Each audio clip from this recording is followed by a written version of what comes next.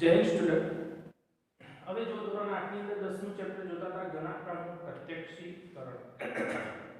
તો ઘનાકારનું પ્રત્યક્ષીકરણ ની અંદર આપણે આગળ તમને આગળના લેક્ચરની અંદર અમુક પોઈન્ટ શીખવાડ્યા હતા કે દ્વિપરિમાણીય 2D અને ત્રિપરિમાણીય 3D પછી નકશો આ એના પોઈન્ટ તમને શીખવાડ્યા હતા। એના પરથી તમને ખબર પડી ગઈ હશે કે કેવી રીતે કરી શકાય। પછી ઘન જે આકાર છે એ ઘન આકારને આપણે એની અંદરથી જોવાનું, એને આગળથી જુઓ, બાજુથી જુઓ, ઉપરથી જુઓ તો એ આકાર કેવો દેખાય છે, કેવું દ્રશ્ય દેખાય છે એ પણ આપણે એની અંદર જોયું છે। તો એટલા પોઈન્ટ આપણે એની અંદર શીખી ગયા છે કે આકારો આ રીતે આપણે એને લઈ શકીએ છીએ। હવે આપણે જે ઘન આકાર છે અત્યારે આપણે ઘન આકારનું શીખવાનું છે અને ઘન આકાર વિશે જ આપણે જોવાનું છે। તો એની અંદર જે ઘન આકાર છે એ ઘન આકારની અંદર ત્રણ વસ્તુ છે: શિરોબિંદુ, ધાર અને ફલક। શું છે? શિરોબિંદુ, ધાર અને ફલક।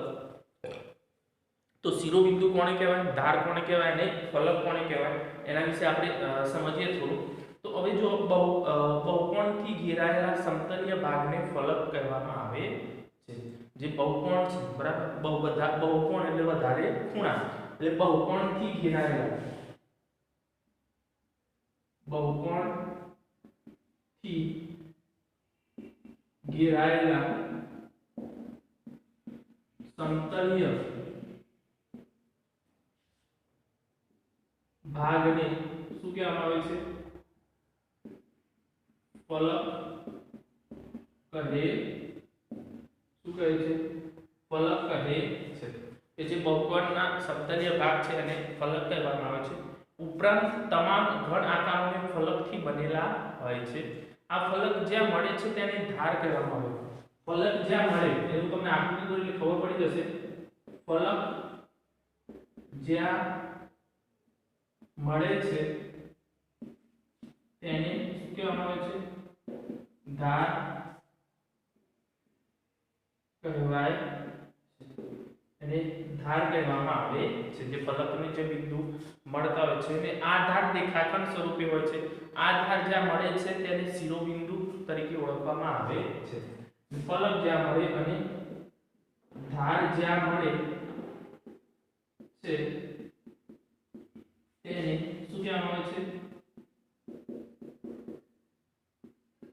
શિરોબિંદુ કહેવાય છે। એને શું કહેવામાં આવે? શિરોબિંદુ કહેવામાં આવે છે। તો ધાર, ફલક અને શિરોબિંદુ આપણે વ્યાખ્યા પરથી ખબર પડી એની અંદર કોને શું અને કેવી રીતે કહેવામાં આવે છે। તો એના પરથી આપણને એ ખબર પડી જાય કે આ જે ભાગ છે એ ભાગનેથી આપણે એની અંદર જોઈએ એટલે આપણને તરત જ ખબર પડી જશે કે એ ભાગ આ રીતે આપણે કહી શકાય છે। પછી જો આ શિરોબિંદુ, ફલક અને ધારની વ્યાખ્યા જે પ્રમાણે છે: સમઘન, લંબઘન, પ્રિઝમ, પિરામિડ જેવા ઘન આકારોને ફલક, ધાર અને શિરોબિંદુ હોય છે। એટલે જે સમઘનમાં આપણે આવે છે કે સમઘન, પછી લંબઘન, પિરામિડ, બરાબર। તો જે પિરામિડ છે તો પિરામિડ પછી પ્રિઝમ,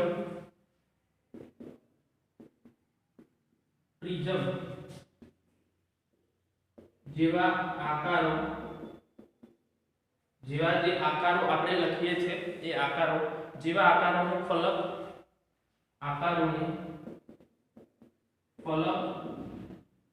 ધાર અને શિરોબિંદુ શું હોય? શિરોબિંદુ આપેલા હોય છે। એટલે શિરોબિંદુ હોય છે આવા ઘનને બહુફલક, શિરોબિંદુ હોય છે આવા ફલકને બહુફલક જે હોય, જે આપણને બહુફલક આપ્યું છે બહુફલક કહેવામાં આવે છે અથવા કહેવાય છે। તો આ રીતે હવે જો આપણે એક આકૃતિ દોરીએ એની અંદરથી આપણે ફલક, ધાર અને શિરોબિંદુ વિશે સમજીએ।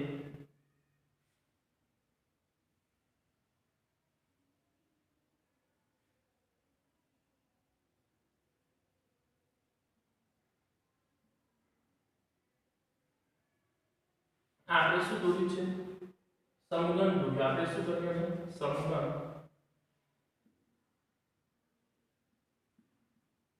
આ સમઘન છે તો સમઘનની અંદર જે આ ભાગ છે જો આ જે સપાટી રહી આ સપાટી એ ભાગથી આપણને ખબર પડી જાય તો જે આ સપાટી છે એને શું કહેવામાં આવે છે ફલક કહેવામાં આવે છે શું કહેવામાં આવે છે એ અંદરનો જે ભાગ છે એ ભાગ એ સપાટીને આપણે ફલક કહીએ છીએ તો ફલક કેટલી હોય તો અહીંયા જોઈએ કરી એની પાછળનો ભાગ એની ઉપરનો નીચેનો આના 1 2 3 4 5 અને 6 તો ટોટલ 6 ફલક હોય ફલક કેટલી હોય 6 હોય તો આપણે એની અંદર લખી દે ફલક બરાબર 6 પછી તેની અંદર બીજો પોઈન્ટ આપણે શું આવે છે ધાર તો આ જે લાઈનો દોરી છે એને શું કહેવામાં આવે ધાર કહેવામાં આવે છે શું કહેવામાં આવે છે ધાર તો ધાર કેટલી હોય તો 1 2 3 4 5 6 7 8 9 10 11 અને 12 તમે એ જો કોઈ બોક્સ જોવો ઘન આકાર જોવો તો ઘન આકારની અંદર તમે આ દરેક વસ્તુ જોશો તેની અંદર તમને ધાર કઈ જગ્યાએ કેવી રીતે હોય તે ધાર પણ જોવા મળે તો અહીંયા ધાર કેટલી છે આ સમઘન આકારની જ વાત કરીએ છીએ આપણે પછી આની અંદર શિરોબિંદુ તો જો આ 1 2 આ જેટલા પણ શિરોબિંદુ છે 3 4 5 6 7 અને 8 તો કેટલા છે આ જે ભાગ રહ્યો એને શું કહેવાય શિરોબિંદુ તૈયાર લખ્યા આપણે શિરોબિંદુ બરાબર કેટલા છે 8 તો આ ટોટલ ફલક ધાર અને શિરોબિંદુ આની અંદર આપણને મળી ગયા તો એમાંથી આપણને એની અંદર ખબર પડે કે એની અંદર આટલા શિરોબિંદુ છે આટલી ધાર છે કોઈ પણ આપણે આકૃતિ જોઈએ છે તો આકૃતિની અંદરથી આપણને ખબર પડી જાય કે એની ધાર કઈ છે ફલક તો એના ફલક આપણે સમજે છે સપાટી ફલક એટલે સપાટી તમે કોઈ દાખલા તરીકે ડબ્બો જોયો હોય તેનો ડબ્બો હોય તો લીટર નંબરની અંદર આગળનો ભાગ છે પાછળનો ભાગ છે નીચેનો ઉપરનો બાજુનો બે સાઈડનો ભાગ એ જોઈએ તો એ ટોટલ આપણને ખબર પડી જાય પછી એની ધાર કીધી આપણે એને શિરોબિંદુ તો આટલી વસ્તુ એની અંદર હોય છે હવે ધાર ફલક અને શિરોબિંદુને આધારે આપણે એની સંખ્યા જે સંખ્યા આપણને આપી છે એ સંખ્યા શોધવા માટે એની સૂત્રથી કે કોઈ વસ્તુ આપણને આમાંથી કોઈ નથી આવી અને એ આપણે શોધવું છે તો એ શોધવા માટે આપણે યુલર નું સૂત્ર આપેલું છે યુલર નું સૂત્ર શું છે તો યુલર નું સૂત્ર આપણને આપ્યું છે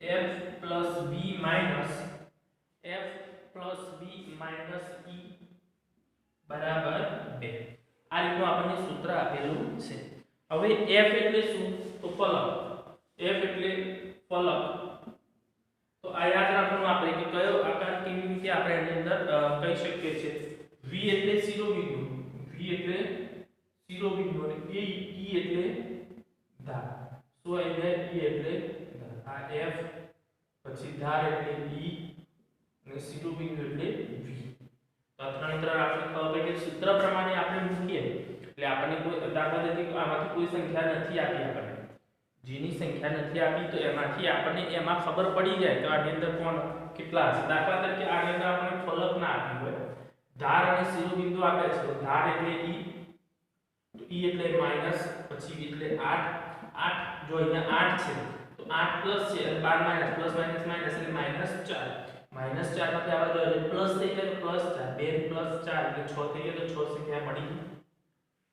આપણે ધારની સંખ્યાથી જે શીખવું છે એ આપણે એની અંદર શીખી રહ્યા ઉદાહરણ તરીકે જો તો આમાંથી કોઈ એક વસ્તુ આપણે લેવી નથી ફલક લીધી ચલો ફલક બરાબર 6 પછી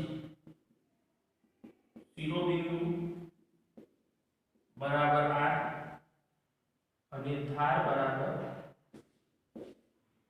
પ્રશ્નાર્થ છે એટલે આપણે આ શોધવું છે તો ધાર આપણે શોધવું છે તો આ સૂત્ર આપણે મૂકી દઈએ f + v - e બરાબર 2 f એટલે ફલક ફલક કેટલા છે 6 પ્લસ v કેટલા છે 8 માઈનસ e આપણને આપેલો છે નહીં બરાબર 2 8 અને 6 કેટલા થશે 14 માઈનસ e બરાબર 2 હવે આ રીતે જો 14 આપણે આગળ લઈ જઈએ છે તો અહીંયા શું આવશે માઈનસ e બરાબર 2 માઈનસ 14 પ્લસ માઈનસ માઈનસ તો માઈનસ e બરાબર માઈનસ 12 માઈનસ માઈનસ બંને બાજુ નીકળી ગયા e બરાબર 12 તો e ની સંખ્યા આપણને 12 મળી ગઈ તો અહીંયા e આપણને 12 આપી દીધેલો છે તો આ રીતે પણ પરીક્ષામાં પૂછાય દાખલો આપણને પૂછાય તો એ ખબર પડવી જોઈએ તો આ રીતે ધાર ફલક અને શિરોબિંદુ છે કે જેની અંદરથી આપણે એને સમજી શકીએ છીએ અને આપણે એને લખી પણ શકાય તો આ રીતે આપણે એને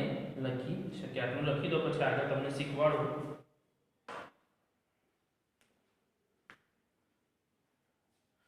તો ધાર ફલક શિરોબિંદુ આ એના પોઈન્ટ છે તે પોઈન્ટ યાદ રાખજો જે પણ પોઈન્ટ આપણે આપ્યા છે એમાં શાંતિથી જોવાના ઉતાવળ કરવાની નહીં એ જે પોઈન્ટ છે પ્રમાણે એને લખવાનું છે તમારે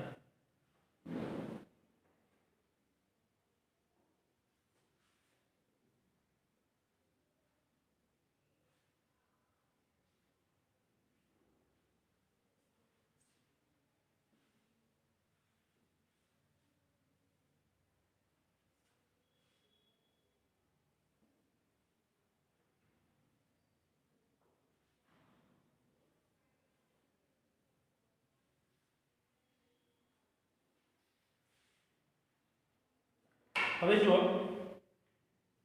એની અંદર આપણને આ જે આપેલા છે બહુફલકના અગત્યના બે પ્રકાર આપણે એની અંદર જોવાના છે તો જે બહુફલક આપણને આપ્યો છે એ બહુફલકના આપણને બે પ્રકાર આપે છે બહુફલકના અગત્યના બે પ્રકાર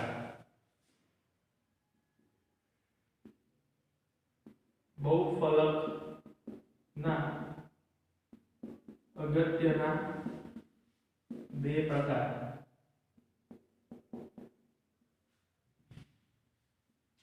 એમાં પહેલો છે પ્રિઝમ શું છે પ્રિઝમ તો આપણે પ્રિઝમ જોઈએ તો જે બહુફલકનો પાયો અને મથાળું એકરૂપ બહુકોણ હોય જે બહુફલકને પાયો અને મથાળું પાયો અને જે મથાળું છે એ મથાળું એકરૂપ બહુફલકનો પાયો અને મથાળું એકરૂપ બહુકોણ હોય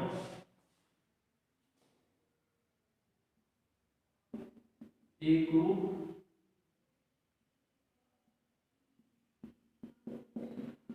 બહુકોણ હોય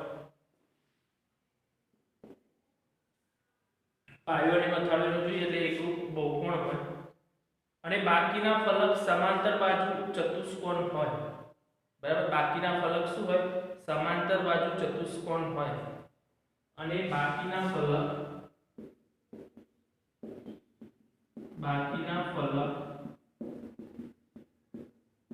સમાંતર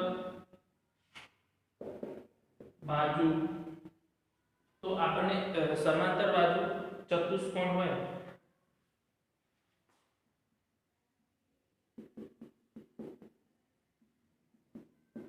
તેને પ્રિઝમ કહે છે શું કહેવામાં આવે છે પ્રિઝમ કહેવામાં આવે છે પ્રિઝમનો પાયો ત્રિકોણ ચોરસ લંબચોરસ કે સમાંતર બાજુ ચતુષ્કોણ હોઈ શકે પ્રિઝમનો પાયો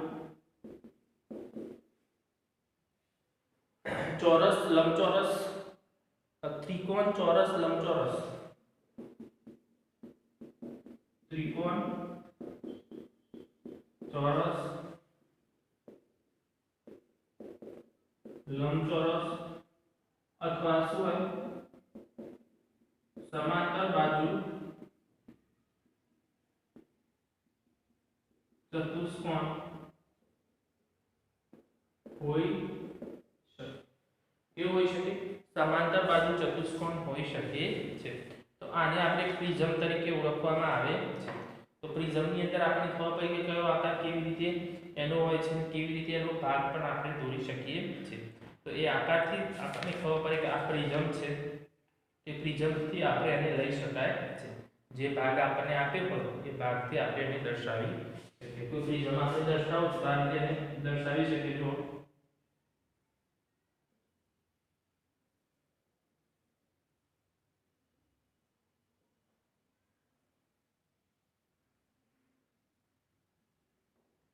તો જો એનો તળિયું અને મથાળું ભાગ આ તળિયું જે છે તળિયું કેવું આપણે ચોરસ હોઈ શકે ત્રિકોણ હોઈ શકે, એ રીતે કોઈ પણ આકારમાં એનો આપણે હોઈ શકે છે.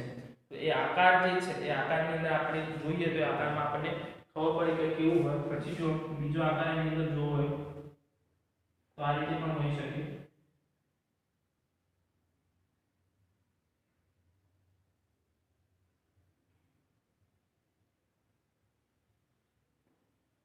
બરાબર, આ રીતનો પણ આકાર એનો થઈ શકે છે. જે ભાગ આપણે આપ્યો એ ભાગની અંદર પ્રિઝમનો આકાર છે. શું છે? પ્રિઝમનો આકાર આપણને આપેલો છે. તેનો તળિયાનો ભાગ જે છે એ જો ત્રિકોણ છે, આની અંદર કેવો છે? ત્રિકોણ છે. એ આપણે એની અંદર દોરી શકીએ છીએ. પછી આવે છે પિરામિડ. તો પિરામિડ કેવો હોય? તો પિરામિડનો આકારથી આપણે એની અંદર ખબર પડે કે એ આકાર જે છે એ આકારમાં આપણને એનો ભાગ જોવા મળે, એનો ભાગથી આપણે એને કહી શકીએ છીએ.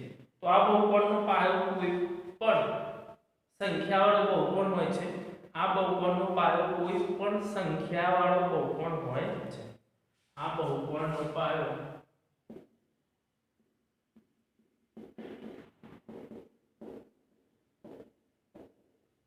તો એ જે બહુકોણ છે તે બહુકોણનો પાયો કોઈ પણ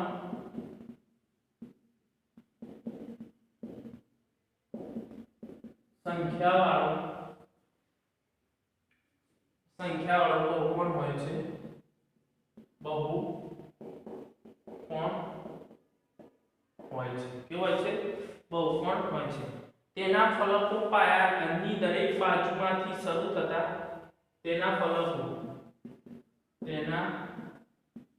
ફલકો પાયાની બાજુથી શરૂ થતા કેવા હોય? પાયાની બાજુથી શરૂ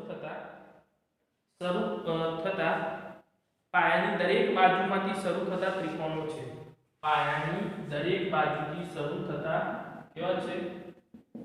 ત્રિકોણ. એનો ભાગ કેવો હોય છે? ત્રિકોણ જેવો એનો ભાગ હોય છે. આ ત્રિકોણાકાર ફલકો એક જ શિરોબિંદુમાં મળે છે. આ ત્રિકોણાકાર ફલકો એક જ શિરોબિંદુમાં મળે છે. શું કરે છે? એક જ શિરોબિંદુમાં એ મળતા આપણને જોવા મળે છે. તો એને આધારે આપણે એની અંદર કહી શકીએ કે જેનો પાયો ત્રિકોણ હોય તે ત્રિકોણીય પિરામિડ, જેનો પાયો ચોરસ હોય તેને ચતુષ્કોણીય પિરામિડ તરીકે ઓળખવામાં આવે છે. તો એ રીતે ત્રિકોણીય પિરામિડ પાયો જો જેનો પાયો ત્રિકોણ હોય તો ત્રિકોણીય પિરામિડ કહે છે. ચતુષ્કોણ હોય તો ચતુષ્કોણીય, એ રીતે આપણે એની અંદર લઈ શકીએ છીએ. તેના પાયા પરથી આપણને ખબર પડે કે એ ભાગ કેવો છે, કેવી રીતે આપણે જોઈ શકીએ છીએ. આ ચતુષ્કોણનો ભાગ આપણે દોર્યો છે તો ચતુષ્કોણ આપણે એને દર્શાવી દીધું. ચતુષ્કોણમાં આપણને ખબર પડી જશે કે કેવી રીતે આપણે એને દોરી શકીએ છીએ. આ ભાગ બધા અહીંયા ભેગા થાય છે. તો ભેગા થઈ ગયા તો એ આપણે એની અંદર પિરામિડ તરીકે લઈ શકીએ છીએ.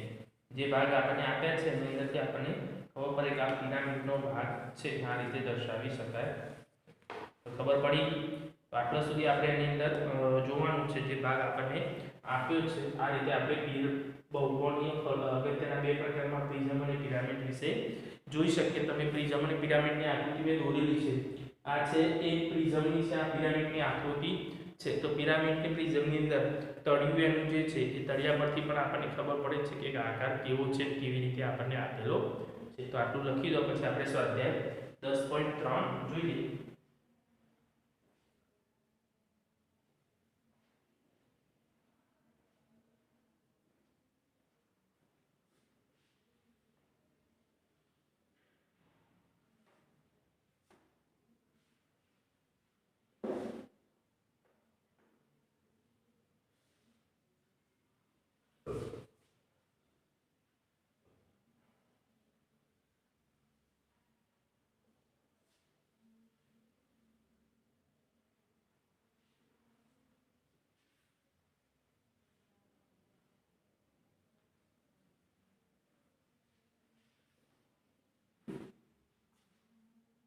હવે જો 10.3 ની અંદર પહેલો છે શું કોઈ બહુફલકને આટલા ફલક હોઈ શકે?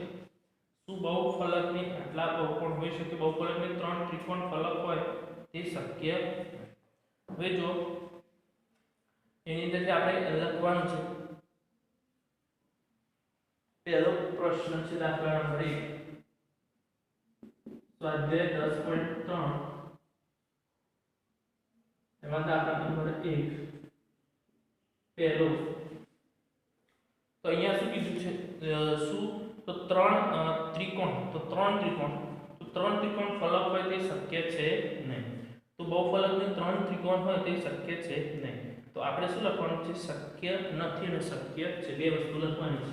અહીંયા લખવાનું આપણે પહેલાનું શક્ય નથી, ઉપર રકમ લખવાની 3 ત્રિકોણ લખી પછી એનો જવાબ લખવાનો તો 3 ત્રિકોણ તે શક્ય નથી. પછી 4 ત્રિકોણ તો 4 ત્રિકોણની ફલક હોઈ શકે છે. બહુકોણને 4 ત્રિકોણની ફલક હોઈ શકે છે તો લખવાનું તે એની અંદર હોઈ શકે છે, શક્ય છે. અને એક ચોરસ અને 4 ત્રિકોણ એ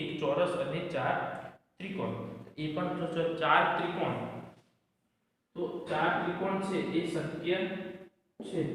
અને ત્રીજું છે એ શું છે? એ પણ શક્ય છે, કેમ કે એની અંદર જે છે એક ચોરસ આપણે આપ્યું હોય અને એક ચોરસ આપ્યું હોય અને 4 ત્રિકોણ એવું શક્ય છે. આકૃતિ આપણે જોઈ પ્રિઝમ અને પિરામિડની, એના પરથી આપણે ખબર પડે કે આ શક્ય છે કે નહીં.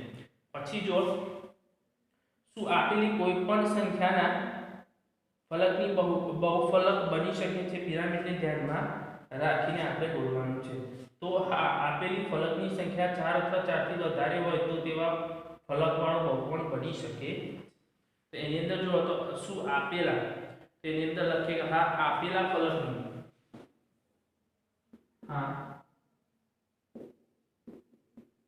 આપેલો જે ફલક છે એ ફલકની અંદર જો આપેલી ફલકની સંખ્યા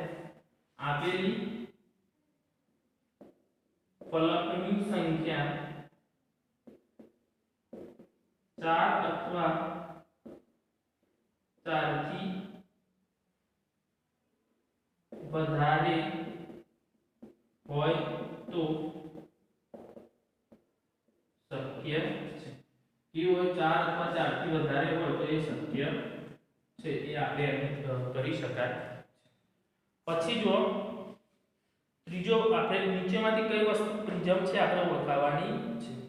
તો એની અંદર આપણને જેટલી પણ આકૃતિ, જો આકૃતિ આપી છે તો આકૃતિ દોરવાની છે, કમ્પ્લીટ એની આકૃતિ દોરાવી જોઈએ, કમ્પ્લીટ આપણને એ દેખાવી પણ જોઈએ. તો એની અંદર પ્રિઝમનો આકાર કયો છે? તો ખીલ્લી છે, પ્રિઝમ છે નહીં. છોલ્યા વગરની પેન્સિલ, તો એના પરથી આપણને ખબર પડે કે એ જે છે તો ખીલ્લી એ પ્રિઝમ નથી. છોલ્યા વગરની પેન્સિલ પ્રિઝમ છે, પેપર પેટ એ પણ પ્રિઝમ નથી, અને ખોખું એ પ્રિઝમ છે. તો બે વસ્તુ એની અંદર પ્રિઝમ આપણે બે આકૃતિ લઈ શકીએ છીએ. કઈ? તો છોલ્યા વગરની પેન્સિલ અને ખોખું. કેમ? તો તમે પ્રિઝમની અંદર આકૃતિ તમે જોશો, પ્રિઝમનો આકાર આપણે આકૃતિનો આગળ શીખવાડે તો એની અંદર તમને ખબર પડશે કે પ્રિઝમની અંદર જો ખીલી અંદર અને એક ભાગ આપણે છેલ્લે એક બિંદુમાં મળે, પ્રિઝમમાં એવું છે નહીં. એ પિરામિડ છે. પેપર વેઇટમાં જો ઉપર આપણને ત્રિકોણ આકાર આપ્યો છે, ઉપર એક જ શિરોબિંદુ આપેલું છે, તો એ શિરોબિંદુમાં એ પણ મળશે નહીં. અને છોલ્યા વગરની પેન્સિલ પ્રિઝમ કયો છે? તો છોલ્યા વગરની પેન્સિલ, અને બીજું છે ખોખું. શું છે? આ બે છે, બાકીને કોઈ છે. આકૃતિ દોરી તમારે લખી દેવાનું, એમાંથી પ્રિઝમ કયો છે? પિરામિડ કયો છે. પછી ચોથો પ્રશ્ન, પિરામિડ અને નળાકારમાં શું સામ્ય છે? બરાબર. અને પ્રિઝમ અને શંકુમાં શું સામ્ય છે? તો પહેલા જો તો પ્રિઝમ અને નળાકારમાં શું સામ્ય છે? તો પ્રિઝમ અને નળાકાર બંનેમાં પાયો અને મથાળું એકરૂપ ફલકો હોય છે. વળી આ બંને ફલકો એકબીજાને સમાંતર પણ હોય છે. તો પ્રિઝમ અને નળાકાર નંબર 1,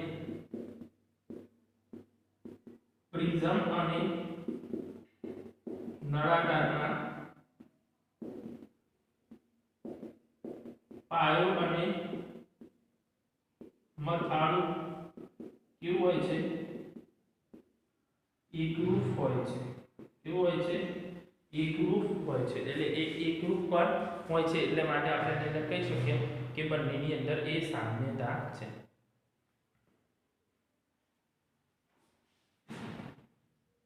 આ બંને ફલકો કેવા હોય એકબીજાને સમાંતર હોય છે. કેવા હોય છે? સમાંતર હોય છે. એટલે સમાંતર હોય છે એ પણ એનું એક સામ્યતા છે. પછી બીજું છે પિરામિડ. તો પિરામિડની અંદર જોઈએ તો પિરામિડ અને શંકુમાં શું સામ્ય છે? તો પિરામિડ અને શંકુમાં સામ્યતા એ છે કે બંનેના બાજુના ફલકો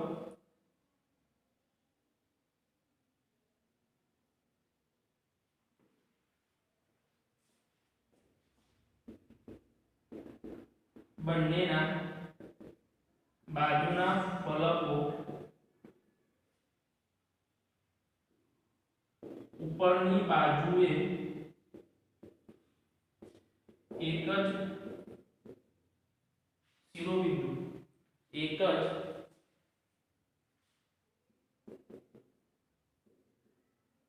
શિરોબિંદુમાં મળે છે. તો બંને જે છે પ્રિઝમ જે આપણે પિરામિડ આપ્યો છે અને શંકુ. તો શંકુમાં તમે જોજો ઉપર એક જ ભાગ હશે અને પિરામિડની અંદર પણ આપણે ઉપર એક જ બિંદુમાં મળે છે. તો એ એની અંદર સામે છે. શું ચોરસ પ્રિઝમ છે કે સમઘન જેવો આકાર જ હોય? સમજાવો કે જે ચોરસ છે તો એ સમઘન આકાર હોય કે એ સમજાવો. તો શું? તો એની અંદર આપણે લખવાનું છે દાખલા નંબર 5 તો ના આપણને શું આપ્યું છે? ચોરસ જે ભાગ છે ચોરસ પ્રિઝમ એ ચોરસ પ્રિઝમ હંમેશા સમઘન ન હોઈ શકે. તે લંબઘન પણ હોય. કેવું હોય છે? એ લંબઘન પણ હોય છે. એટલે દરેક વખતે એ હોય એવું શક્ય છે. પડી ખબર? તો આટલા સુધી આપણે તમે લખી દો. પછી છઠ્ઠા નંબરનું જો કરે જ આપણે એની અંદર યુલરનું સૂત્ર નીચેના ઘણા આકારો માટે તપાસો. હવે યુલરનું સૂત્ર આપણે નીચેના ઘણા આકારો માટે તપાસવાનું છે. બે આકૃતિઓ આપી છે એની અંદર આપણે પહેલી આકૃતિ માટે જોઈએ તો ત્રણ વસ્તુ છે એની અંદર ફલક, ધાર અને શિરોબિંદુ. તો આ ત્રણ વસ્તુથી આપણે પહેલા એ ત્રણ વસ્તુ એની અંદર પહેલો આકાર છે. પહેલો આકારની અંદર આપણે ફલકની સંખ્યા લખવી છે. તો ફલક ગણીએ તો 1 2 3 4 5 6 7 7 ફલક છે. પછી શિરોબિંદુ આપણે આના ગણીએ તો શિરોબિંદુ કેટલા છે? 1 2 3 4 5 5 10 છે. તો ફલક છે અહીંયા 10 છે, અહીંયા 7 છે અને ધાર કેટલી છે? 1 2 3 4 5. બરાબર? 5 ને 1 2 3 4 5 15 ટોટલ 15 ધાર છે. તો અહીંયા 15 લખી દીધું. હવે યુલરનું સૂત્ર. તો યુલરનું સૂત્ર શું છે? એ આપણે સૂત્ર લખવાનું છે. f + v - e = 2.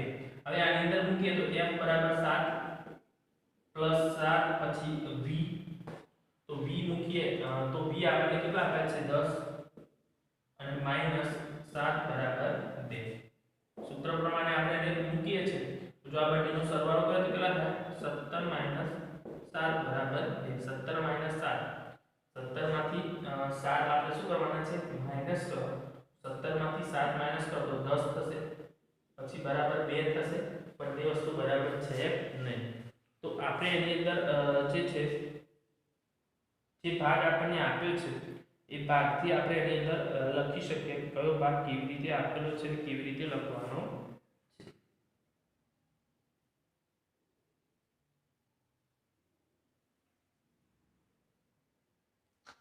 આપણે ખોટું લખ્યું. 15 જે ધાર છે અહીંયા 15 લખવાના હતા.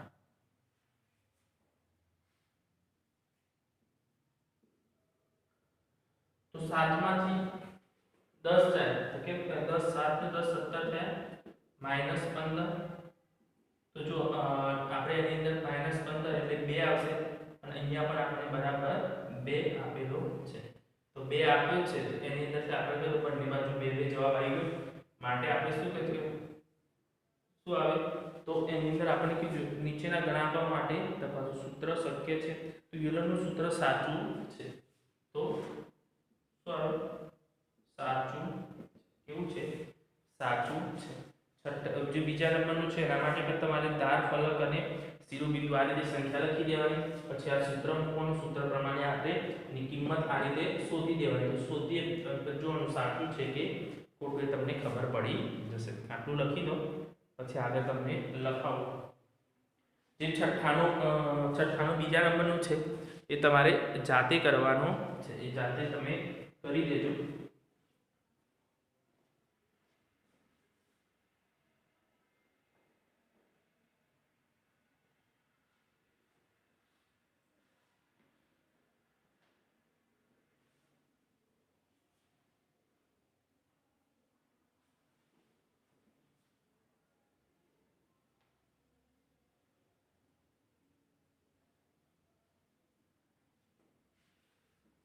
હવે જુઓ, પછી 7માનો યુલરના સૂત્રનો ઉપયોગ કરી નીચેની અજ્ઞાત સંખ્યા શોધો. એક કોષ્ટક આપ્યું છે તેમાં તમને અમુકમાં પ્રશ્નાર્થ ચિહ્ન, અમુકમાં સંખ્યા લખીને આપેલી છે.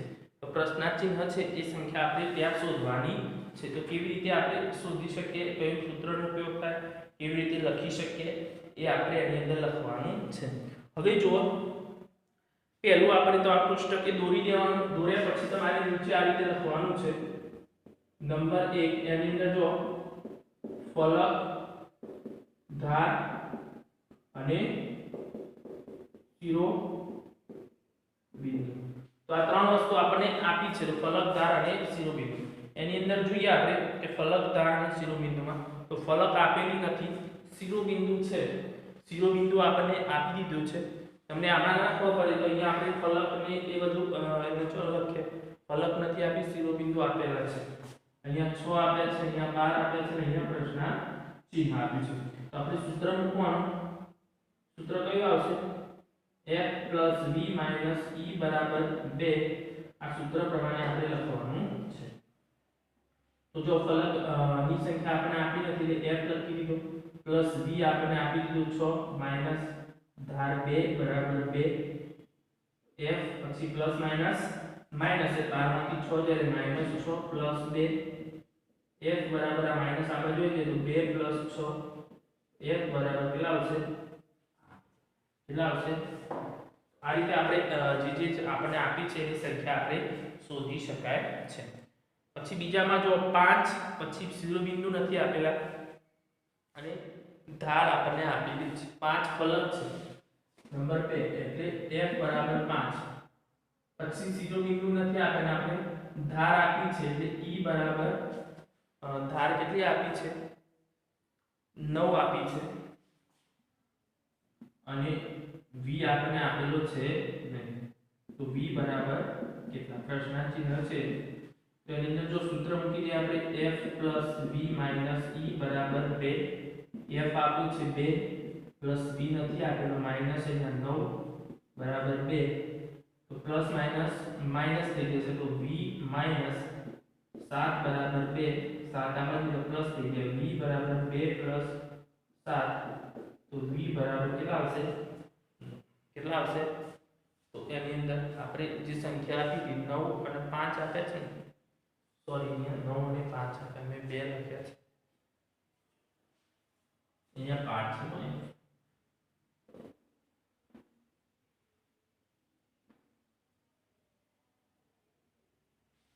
तो जो v plus minus minus minus 4 बराबर 2.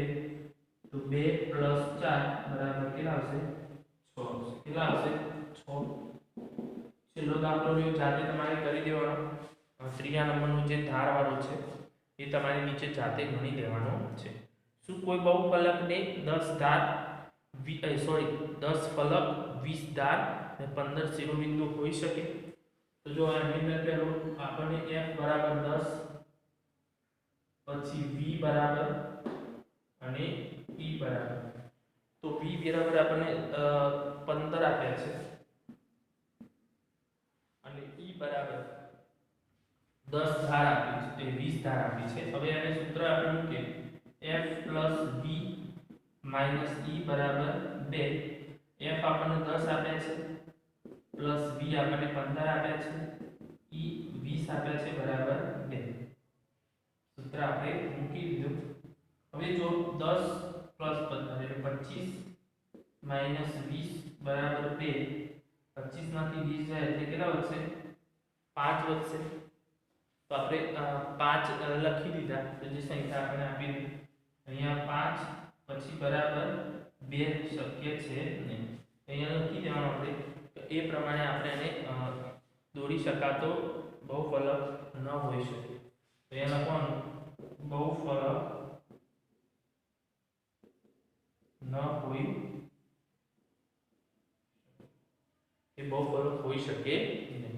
પડી ગઈ દરેક વિદ્યાર્થીને ખબર. અહીંયા આપણે આ ચેપ્ટર પૂરું થાય છે. દરેકે વ્યવસ્થિત રીતે લખવાનું છે. આકૃતિ દોરતી વખતે પેન્સિલનો ઉપયોગ કરવાનો. પેનથી કોઈ આકૃતિ દોરવાની છે નહીં. પેન્સિલથી વ્યવસ્થિત સારા અક્ષરે દોરવાની રહેશે.